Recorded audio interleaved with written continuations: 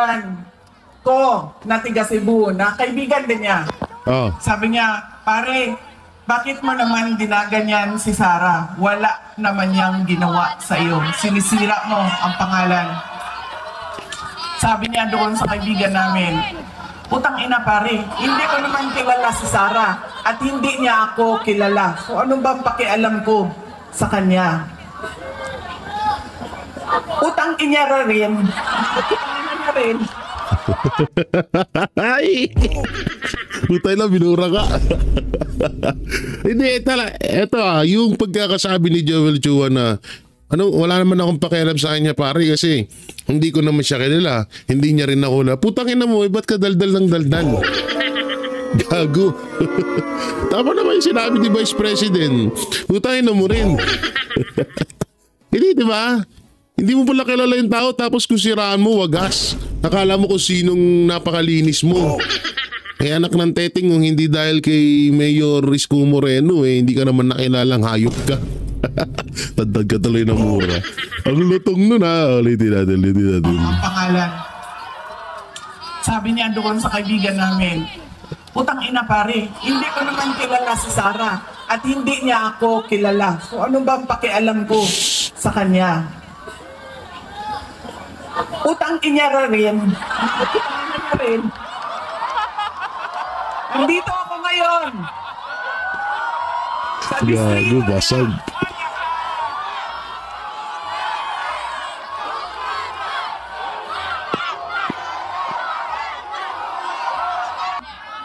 Nagpapakilala ako sa inyong lahat.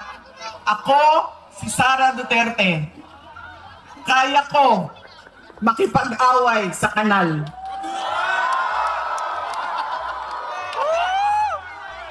Tangina, lupit nun. Ang mensahe sa inyo mismo ni Hindi, alam nyo, eto, ang lupit nun ha. Bungad pa lang, talagang kikilabutan ka na. Hindi, pero ito, speaking of Isko Moreno, BP Sara, nyo, hindi nalala yung Hindi, ito lang ha. Kung sakali man na ibalik natin yung nakaraan, kasi hindi na natin may babalik yun. Pero kung sakali lang naman, mas gugustuhin ko pa na maging Vice President mas gugustuhin ko pa na maging katandem ni BP Sara Duterte itong si Isko Moreno bilang Vice President. No? Si Vice President Sara Duterte ang presidente at si Isko Moreno naman ang Vice President. Ang ganda nun, grabe. Sobrang ganda ng tandem na yun. Kaysa naman ngayon, tignan nyo. May mga nagko-comment dun sa short video ko na, hindi na Jay, hindi na, wag na lang. Hindi kasi ang ibig ko dun sabihin, kailangan lagi may explanation. Lagi bang ganon? Pag may vlog, may explanation? O yan na, explanation. Ang ibig ko sabihin dun, yung panahon na nung 2022, hindi ako nagkakamali, 2022 ba? Ayun, basta yun. So, yun po yung sinasabi ko, yung kung sakali man, di sana si Isko at BP Sara na lang ang magtandem. Tapos dito, may mga iilan, hindi naman sobrang dami, may mga comment ang mga netizen na sana si Isko Moreno na lang ang naging katandem ni Vice President Sara Duterte. Hindi, alam nyo ako, goods ako doon, walang problema sa akin. Tama na yung issue nyo sa akin. Tama na yung issue nyo sa akin na binabanatan ko si Isko noon. Aminado ako. Kahit nga si Banat Boy, binabanatan ko dati yan. Pero panahon yun at topic yun. Ang issue doon, showbiz. Hindi po politika. Pag sinabi kasing politika, parte na to ng buhay ko. So, kung ano man yung ninalabas kong balita, mapatungkol sa politics, parte po yun ng buhay ko. Hindi po biro ang usapang politics, usapang Pilipinas na bansa na ho ito. Yun po yun, no? Hindi po ilabas niyo yung issue sa showbiz. May mga vlogger kasi dyan na hanggang ngayon tanga-tanga pa rin, na hindi pa rin makamove on, na bakit ko daw pinagtatanggol ngayon si Isko, dati daw kaaway ko. Sabi ko, showbiz yun, tarantado. Ob ka ba, sir? Kupal ka nga ni. So panoorin natin to. ating Pangulong Rodrigo Roa Duterte. na dadalhin sa atin ang mensahe na yan ng kanyang maganda at magaling na anak, na Vice President Sara Duterte.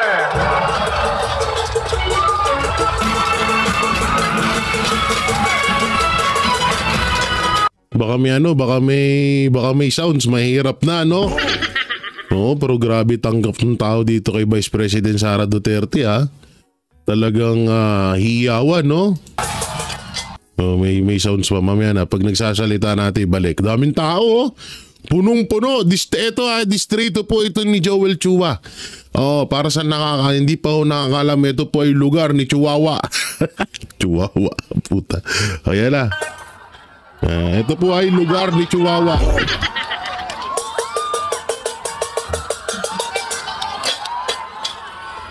Assalamualaikum warahmatullahi wabarakatuh. Madayang mayong gabi kaninyong tanan. Magandang gabi sa inyong lahat. Unahin ko po muna ang aking mga Isko Moreno Dumagoso sa kanyang pagpapahiram sa atin ng stage, ng ilaw, ng kuryente, ng mikropono para mapaabot sa inyo ang aming mga mensahe ngayong gabi na ito. Pangalawang pagpapasalamat ay sa inyong lahat, mga kababayan, dahil marami sa inyo ang hindi pa kumakain, hindi pa nagluto, pero nandito galing pa sa trabaho, pero nandito kayo para makinig sa amin at sa aming mga mensahe para sa bayan. Maraming salamat po sa inyong lahat.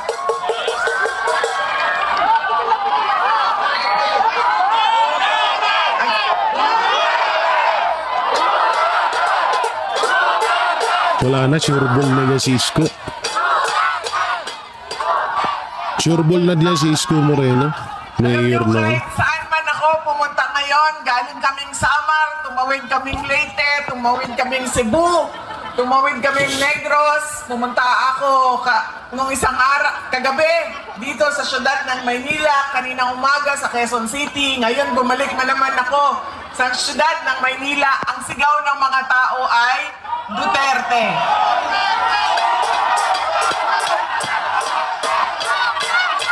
Hindi, alam nyo, totoo yun, ha. Kahit, hindi, ito maputol ko lang mo kayo, no. Bigyan natin ng magandang analysis. Hindi totoo, promise, kahit minsan nga nangyayari sa graduation. Biro mo, graduation naging rally. Yung kasal, imbis na kasal, naging rally. Hindi totoo, kahit saan kang pumunta na may pagpupulong, may mga pagsama-sama ng mga Pilipino, talagang Luzon, Visayas, Mindanao, talagang sinisigaw ay ang mga Duterte. At wala hong bahid. Yung kaya nga ngayon, maaaring magkaroon ng matinding mangyayari pagdating ng eleksyon. Dahil syempre nangangamba po yung mga kababayan natin na magkaroon ng dayaan. Hindi ko naman sinasabing meron or mangyayari, pero baka na may mangyaring dayaan sa darating na eleksyon at baka magwala ho ang taong bayan dahil kung ngayon po hindi na natin kailangan ng survey. Hindi na ho natin kailangan ng magtanong-tanong pa, iisa-isahin ng bawat Pilipino kung sino yung napupusuan nila. Talagang sa nakikita ho natin ngayon talagang panalo. Black voting na po talaga. Blacklist voting na po. Kung di ako nagkakamali sa tawag na yun. Talagang straight PDP laban ang mga Pilipino. At yan ay ang palagi nilang isinisigaw. Kukunti na lang. Kaya nga, tignan nyo. Tignan nyo naniniwala kay Marcos Jr., 25%. Isipin nyo yung 25% na yung guys, parang vlogger na lamang si Marcos Jr. Di hamak na mas marami pa atang nagtitiwala sa akin kaysa kay Marcos Jr. Di totoo po yun. Yung 25% na yun, ano po yun? Laylayan ka na. Oo, pinakakulelat ka na sa lahat. Ano nga siya, yung first time in history sa Pilipinas na nagkaroon ng mababang ratings or tiwala ng taong bayan ng isang presidente. At si Marcos Jr. lang po ang nakagawa nun. Palakpakan. Palakpakan po ang kanyang katanga. Hindi, kaya nga ito nga talagang alam nyo na panaginipan ko rin to. Ito na naman yung panaginip ko.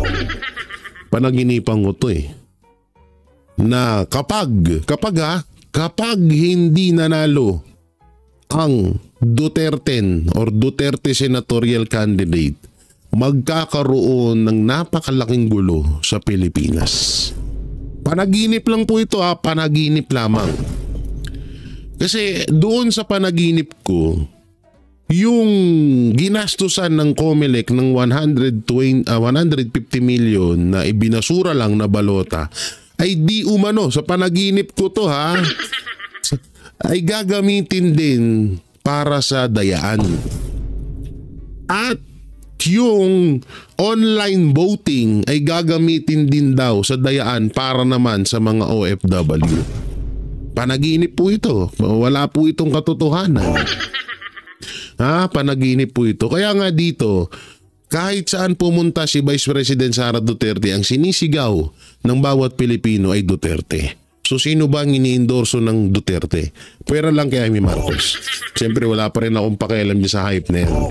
Doon ako sa Duterte senatorial candidate, especially to Pastor Apollo Siki Buloy. Sabi nga nila talaga, daya na lang po ang magpapatalo sa 10 Duterte senatorial candidate. Yun na lamang daw. So ngayon, kung matatandaan nyo, mamaya ako na pala to siguro explain. Sige, gayon na. Kung matatandaan nyo po, kada punta ni Pangulong Duterte, ito na yung sinasabi ko kanina na maaaring isunod si Vice President Sara Duterte kay Pangulong Duterte. Kung matatandaan nyo, kada punta po ni Pangulong Duterte sa mga rally, talagang dinadagsaho ng mga Pilipino. So ang ginawa ng Administrasyon Marcos para matigil yun, binigay nila sa ICC si Pangulong Duterte. Ngayon, ginagawa ni Vice President Sara Duterte, naglilibot siya sa buong Pilipinas para magpasalamat. So kasama na rin yung kampanya doon siyempre sa mga Duterte senatorial candidate. Na yan ang ayaw mangyari ni Marcos Jr. Ayaw mangyari ng alyansa. Ayaw mangyari ni Martin Romualdez. Kaya maaaring baka, wag naman sana, na isunod si Vice President Sara Duterte. So tuloy natin. Baka lang po, nakakalimutan ninyo na hindi po ako kandidato ngayong eleksyon na ito. Pero nandito ako para maglabas ng nararamdaman ng karamihan ng taong bayan sa ating pamahalaan ngayon. Pero tapusin ko po muna ang aking mga pagpapasalamat. Ang sunod po na pagpapasalamat ay mula sa akin, personal, sa inyong lahat, mula sa mga kasamahan ko at sa aming opisina sa tanggapan ng pangalawang Pangulo sa inyong patuloy na suporta at pagtitiwala sa aming lahat. Maraming salamat po sa inyong mga kababayan. May kaldero pa. At ang huling pagpapasalamat ay mula po sa pamilya namin, ang pamilya Duterte. Napakalaki ng utang na loob namin sa inyong lahat sa pagkakataon na ibinibigay ninyo sa amin na makapaglingkod sa ating bayan. Dako, kaayo, ang amuang utang nga kabubuton kaninyong tanan sa oportunidad na ginahatag ninyo kanamo nga mga makaserbisyo sa ato ang nasod. Daghan kaayong salamat.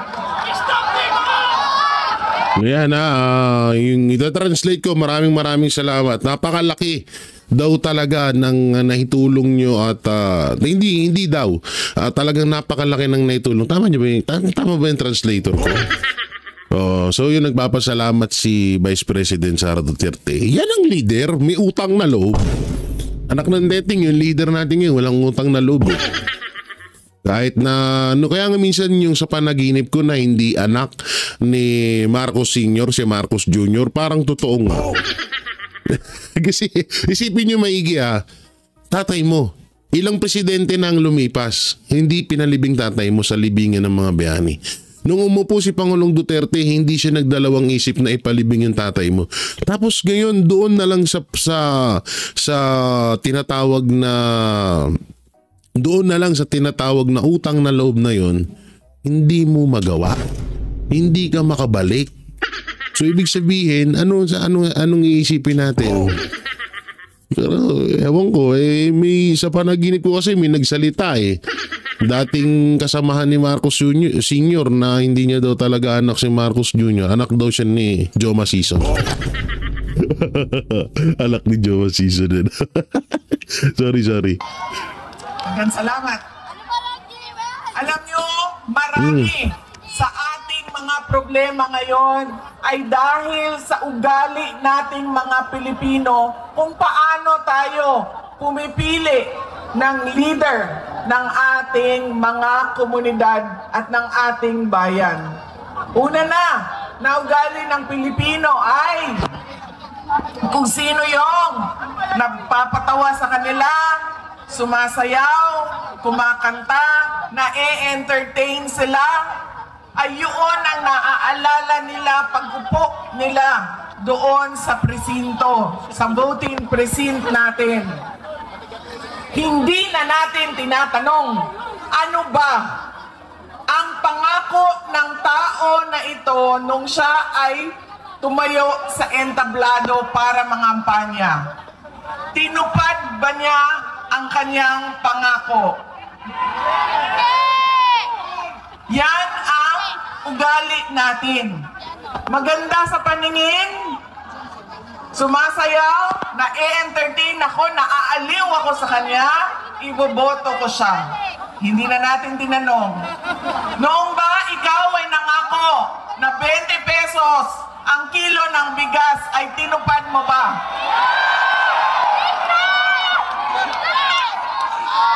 Sapul na naman si Marcos dito.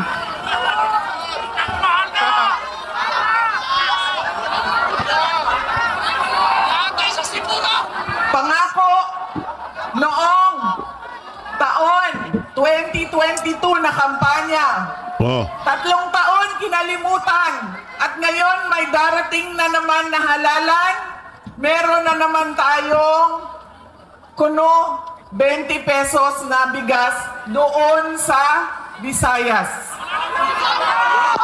Na para bang nakalimutan na ang Luzon at Mindanao dahil hinahabol ang boto ng Visayas. Oy, alam nyo, real talk yun Isisipin nyo maigi.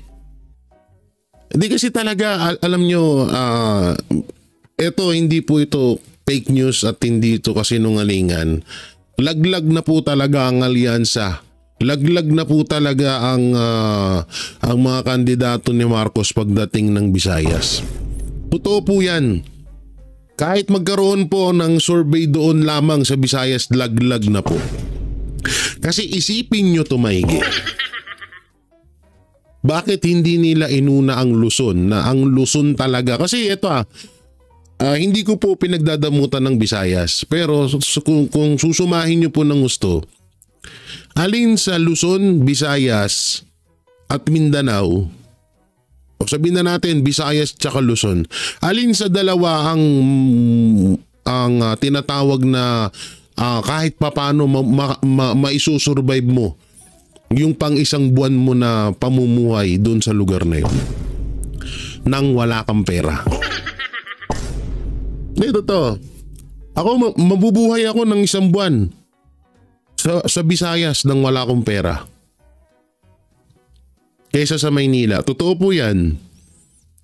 Sa Visayas, manguha lang ako ng mga yung alam niyo yung ligaw na basta maraming mga gulayin dun Kung wala kang bigas, may kamuting kahoy. O sasabihin nyo, paano ka magtatanim, Jay? Hindi humadamot ang mga tiga-Bisaya. Pwede kang manghingi ng sa mga kapitbahay mo ng mga tanim nilang kamuting kahoy. At maraming pamamaraan, meron pa doon yung parang ang liit ng tangkay na parang ube na kulay puti na malaki siya, pwede mo rin gawing kanin yun. Marami makakasurvive ka ng gusto sa Visayas. Pero bakit doon inuna ang ayudang yan? Ang 20 pesos na bigas. Alam nyo kung bakit? Yan ay isa lamang political strategy. Sa Maynila kasi, alam nila na alam nila dito sa Maynila na hindi papansinin yung 20 kilos na bigas na yan. Lalo't yan ay pagkain lamang ng aso. Oops, hindi ko sinasabing papansinin agad ng Visayas yan. Kaya nga sinabi ko, political strategy lamang yan ni Marcos. So lalong-lalo na ho ang Visayas. So yan kasi, sasabihin na natin ganito, namigay ako ng bigas, wala na akong pakialam kung magugustuhan nyo. At least natupad ko yung sinasabi kong 20 pesos na bigas. Pero wala akong pakialam kung magugustuhan nyo o hindi. At wala rin pakialam ang administrasyon kung yun ba ay quality o hindi. Yun po yung ibig ko sabihin doon. Kaya inuna ang Visayas, una-una, laglag sila doon.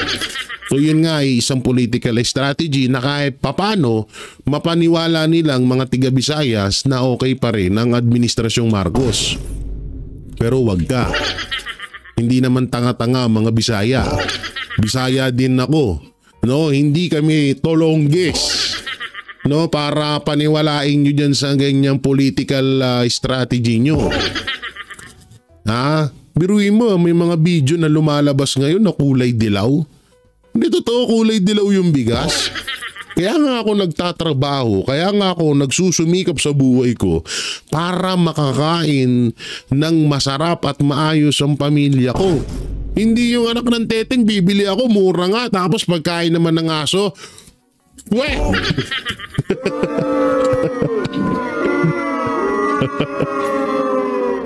Di ba? We! Katulad niya, bakit ako nagbablog ngayon? Nagpapakapuyat ako kahit na maraming nagagalit sa akin. Hindi naman marami. Mga politiko lang. Medyo delikado buhay ko. Kasi nga bukod sa naipagtatanggol ko ang bansa ko, kumikita rin ako dito na makakabili ako ng pagkain ko. Kumikita ako dito, syempre YouTube to, tanga ka ba? Baka isipin nung isa, binabayaran ka na naman ng maming ka. Hindi wow. No?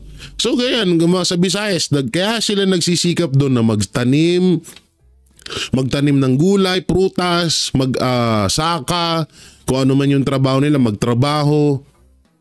Kaya sila ginagawa nila para makakain sila ng masarap. Anak ng teteng, kung ibibigay mo lang din naman 20 pesos na bigas, buti pang ipamigay mo na lang yan sa mga Pilipino, ipangkain sa mga alaga nila. Hindi yan pangkain ng tao. Kung totoo man yung video na kumakalat ngayon na kulay dilaw yan. Anak ng teteng. So play natin. Yan ang ugali natin. Hindi na natin tinatanong, nung tumayo ka ba, binigay mo ba yung pangako mo? Tama. Pangalawang ugali ng mga Pilipino sa pagpili ng kanilang mga leader. Galing sa pamilyang mga politiko, galing sa sikat na apelido, na endorso ng sikat at mahal natin na tao, ay automatic ang boto natin. Hindi dahil Duterte yan, ay automatic ang boto ninyo. Dapat tinitingnan din ninyo ano ba ang kapasidad at abilidad ng tao na ito. Duterte ka, pero ano ang kaya mong gawin para sa bayan? Kailangan ko banggitin na ang congressman ninyo dito sa distrito, Yan na. Paktay na. ay, inendorso mo ba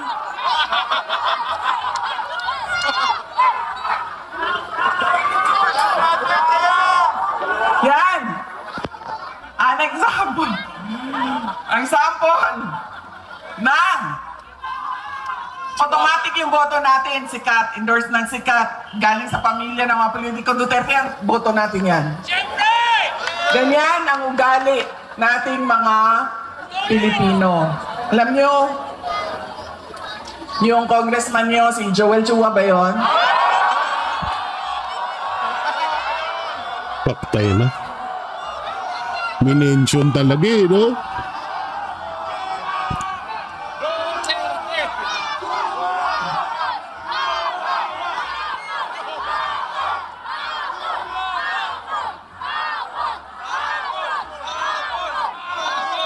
Sabi nung isang kaibigan ko na tiga Cebu, na kaibigan din niya. Sabi niya, pare, bakit mo naman dinaganyan si Sara? Wala naman niyang ginawa sa iyo. Sinisira mo ang pangalan. Sabi niya doon sa kaibigan namin, putang ina pare, hindi ko naman kilala si Sara at hindi niya ako kilala. So ano bang pakialam ko sa kanya? Lutong mura. Utang inyara rin. Dito ako ngayon. Sa distrito niya.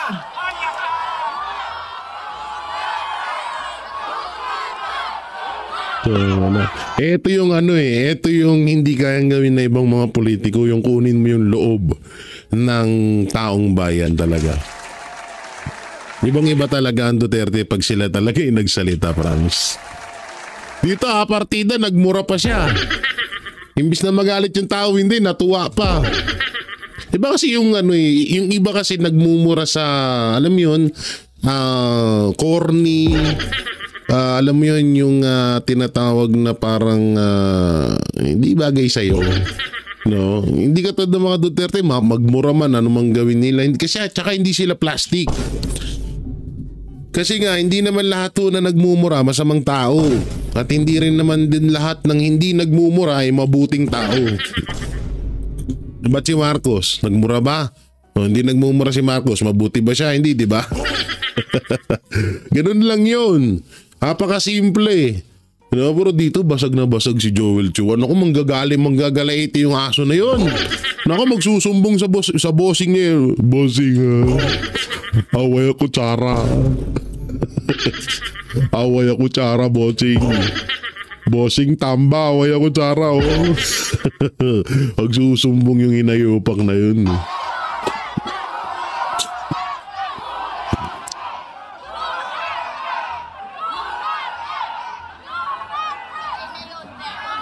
Nagpapakilala ako sa inyong lahat.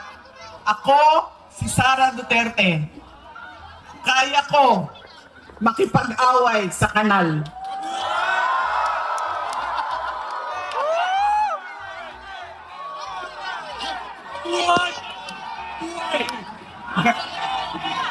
Kami, Lalim nun, ha? kung saan kami galing, doon sa Mindanao. Sanay kami sa wala. Kaya, walang mawawala sa akin kung dalhin ko ang away na ito dito sa kanal ng distrito ninyo. Lalim nun.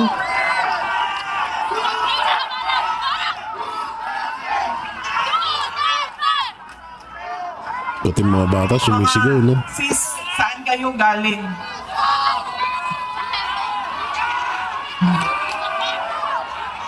Kinsay mga tausog diri, mga Maranao.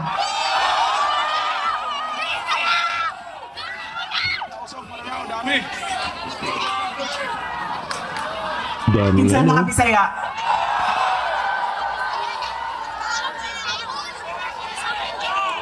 Ayaw mong kalimot ha, pag-abot sa adlaw sa pinili ay butangin na ninyo og zero si Chua.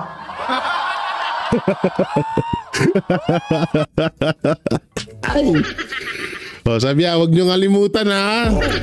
Ilagay nyo, pag sa oras, sa araw ng pamimili, ilagay nyo, zero vote, Chua. Sa club doon, sa pool.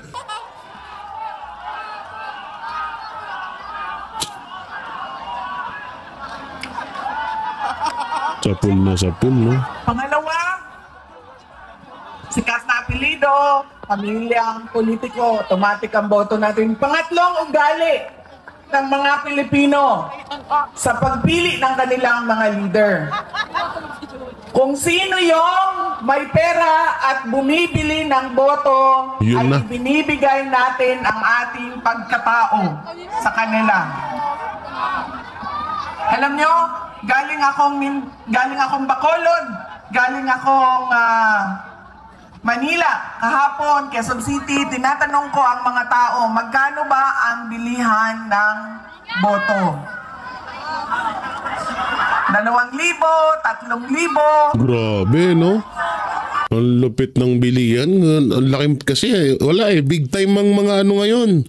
Big time yung mga politiko na na yung balik termino ang tawag doon. Hindi lahat hindi lahat. Pero yung iba, lalong na yung mga pumirma sa impeachment, ay naku po, big time ang mga yan. Eko ba naman 150, tapos pag medyo panaybanat ka pa, may 10 million ka pa. Tapos sa kada hearing, mayroong antig na 10 million. Tapos kapag maganda-ganda yung banat mo sa Duterte, may additional 30 million ka. Tapos yung 7-7 pa ni Magalong. Tapos yung 30-30 ni Magalong, di magkano na. Diba pumapatak ng 500 million ang bawat isang politiko? Naku po! Talagang hindi mahirap sa'yo ang tigti 3,000 sa kada boto. Hindi talaga mahirap yun, hindi talaga mahirap. Samantalang, ayun na nga, yun nga yung sinasabi ko nga kanina, na baka isunod si Vice President Sara Duterte. Nga yung kasi nga, si Pangulong Duterte, kaya dinala nila yon, kaya pilit nilang dinala sa Netherlands, kasi nga gusto nilang mawala dito para maiwasan yung mga pagdami ng tao sa kada rally ng Duterte senatorial candidate. So si Vice President Sara Duterte ang pumalit. So medyo nakakatakot lang na baka gawin nila kay Vice President Sara Duterte. At least advance po tayo. Advance ko nang sinasabi sa iyo na baka. Alam niyo, walang imposible ngayon sa administrasyon. Ay yung wala nga tayong jurisdiction sa ICC, nagawa nila ng paraan. What if pa na si Vice President Sara Duterte na hindi sa totoo, wala na hong kapangyarihan. Ito ang pinakakapangyarihan lamang ng mga Duterte ay yung pagmamahal ng taong bayan sa kanila. Yun na lang po ang kapangyarihan ng mga Duterte. Pero yung sinasabi ho natin na kapangyarihan sa gobyerno, wala na pong gano'n ang mga Duterte. Kaya kung ano man yung gustuhin na gawin ni Pangulong Marcos sa mga Duterte, kayang-kaya niyang gawin. Diba? Kayang-kaya niyang gawin. Garapalan na ho ngayon. Pakapalan na ho ng muka. Biruin mo, ikaw ba naman nananatili ka pa rin sa posisyon mo kahit 25% na lang tiwala sa'yo. Hindi makapal mukha mo nga nun. Diba? So, yun yung sinasabi ko. Kaya sana, wag naman sana, panalangin natin na wag mangyari yun. Dahil lahat kasi gagawin nila ngayon para lang mapatumba, para lang bumagsak ang PDP laban ng Duterte senatorial candidate. Dahil sobra talagang lakas ngayon talaga. Samantalang, eto na nga po, latest update kay Pangulong Duterte, kay Pangulong Rodrigo Roa Duterte. Ito po, at pakinggan po natin ang mensahe ni Kong Pulong, ni Paulo Duterte. So panoorin po natin. Kong, kamusta po si Tatay Digong ngayon? Okay naman. Tawa ng tawa, kwentuhan, at pinapabot niya sa Pilipino na he loves his country and the Filipino people and he will remain na utusan ninyo. Galing pa sa tatay niya raw, sa kanya, hanggang sa aming mga anak. Yun yung gusto niya paabot sa inyo na kami forever, ang pamilya namin, maging utusan ng mga Pilipino. Sabi niyo, tumatawa siya. Ano yung pinagtatawanan niya kanina? Mga jokes namin sa pamilya. Okay. Ano ho, may mga special request ba siya or? Yun, pajama. Bibili ako mamaya, Primark lang siguro, para mura. Oo. Tapos, yun, brief. Mga ganyan. Brief. Tapos, itong jacket, gusto niya. Hindi ko maiwan. Anong style ng brief? Na, Sir, may tanong kasi sir kung nalabhan na ba daw nimo ang brief sa imong karon nga pa sa sulod, basig Monday siguro. Depende sa ang mga security katabang mapuglabas sa iya. Antay sila. Itong mga DAP security Yes. tumutulong sa kanya. Ha? Merong isa no, nagluluto sa bahay, dinadalhan din sa pagkain sa loob. Ano ba ho, yung mga guards niya boboto na ba sa eleksyon? Pwede. Well, ano hon sabi niya tungkol sa eleksyon niya bilang alkalde ng Davao City? Yun, may message din siya para sa mga Dabawenyo na yun, salamat sa suporta at sa pagsalig sa Bisaya, pagsalig sa Iyaha, sa among pamilya. And may message siya kay Pastor, patawagan niya sa akin. Later na lang kung makontak mo. Hindi ba? Nagpinapabot yung happy birthday greeting niya kay Pastor. May Kay Senator pala. May happy birthday greeting si Pangulong Duterte kay Pastor Apollo Siquibulayo. O nga po pala kahapon po, kami ay gumawa ng video at video great kay Pastor Apollo Siquibulayo. Yan, happy birthday Pastor.